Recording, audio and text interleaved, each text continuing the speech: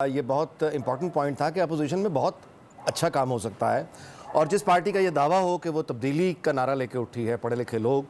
तो फिर एक अपोजिशन में रहते हुए एक बहुत अच्छा आइडिया बहुत पहले चौधरी सरवर ने जब वो पीटीआई में गए थे उन्होंने दिया था कि आप शैडो कैबिनेट बना लें, एक शैडो कैबिनेट बनाएं और बाकी जमातों को, सियासी जमातों को भी सिखाएं, कौम को भी सिखाएं कि अपोजिशन होती कैसे है। यानी हर अपने एक शैडो कैबिनेट बना के आप बाकायदा पोर्टफोलियो दें और वो लोग टारगेट करके सिर्फ अपनी, यानी जो उनके पास वजारत है,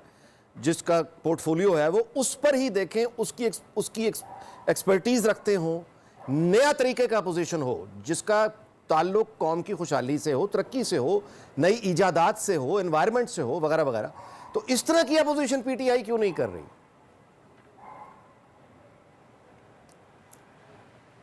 जी हाँ, आपका अच्छा सवाल भी है और जो तवक्कुआत जो हैं, जो कौम जिस तरफ चली गई है उससे उसको एक राह रास्त पे और एक सीधे रास्ते पे लाने के लिए बहुत सारी चीज़ें करनी ज़रूरी हैं। और रजवाना साहब ने जिन बात की निशानदही की है अखलाकियात के ख़ास तौर पे,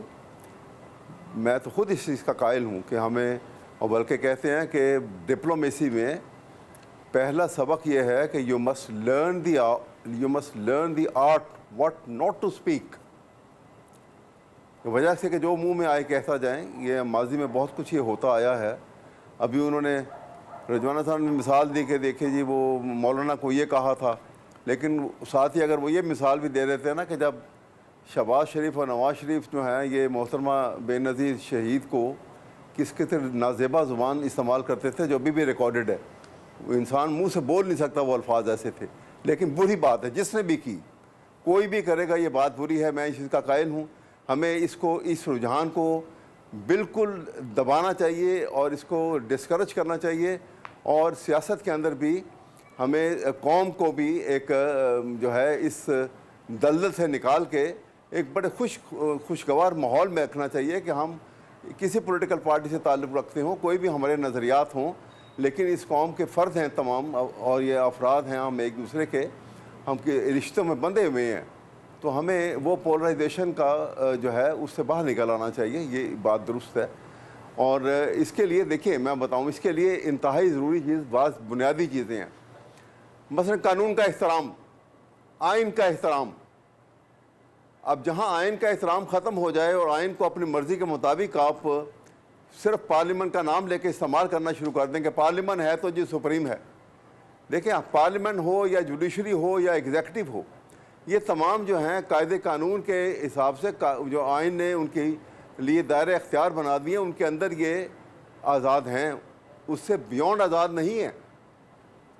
यही खूबसूरती है आइन की कि ट्राइकोटमी ऑफ पावर है इसके अंदर,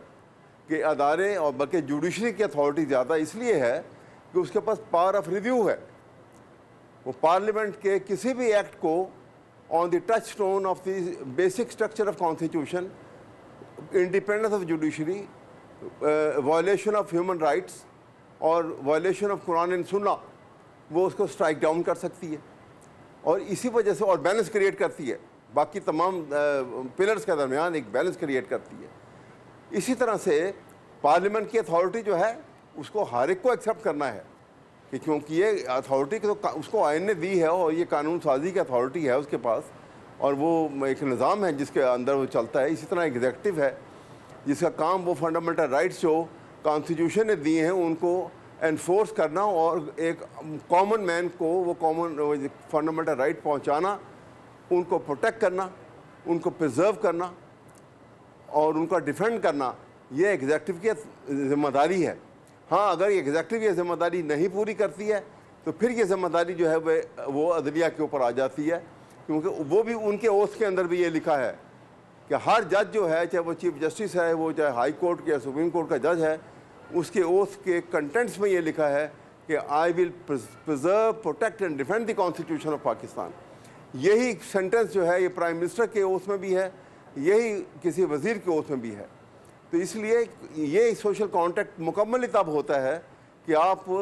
कॉमन मैन का जो राइट है उनको प्रिजर्व करें, प्रोटेक्ट करें और डिफेंड करें। तो ये चीज़ें अगर हम समझने लग जाएं तो आप देखिए कि बहुत सारी मुश्किलात से हम बाहर निकल जी, आएंगे जी। और स्कोर विनिंग पोजीशन से भी हमें बाहर निकल आना चाहिए।